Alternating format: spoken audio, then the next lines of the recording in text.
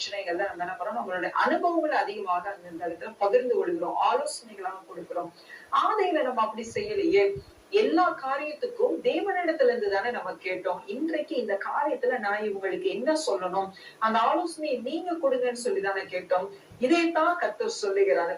இந்த விஷயத்த நம்ம நிச்சயமாகவே என்ன பண்ணணும், நம்மளுடைய வாழ்க்கையில சரி பண்ணி நம்மளை நிதானித்துக் கொள்ள வேண்டும் என்று சொல்லுகிறார். பாருங்க, எந்த நிலைமையில நீ விழுந்தாய் என்பதை நீ என்ன பண்ண, மன திரும்பன்னு சொல்ற. எந்த நிலைமையில நீ விழுந்தாய், தட் மீன்ஸ் நம்ம தேவனுடைய சித்தம் அவருடைய வார்த்தைப்படி ஓடுகிற ஓட்டத்துல எந்த இடத்துல நம்மளுடைய சுயாதீன விருப்பமும் நம்மளுடைய சுய இஷ்டமும் மாம்ச சிந்தையும் அந்த இடத்துல கலந்து தேவனுடைய சித்தத்தை விட்டு வழி விலக செய்தது.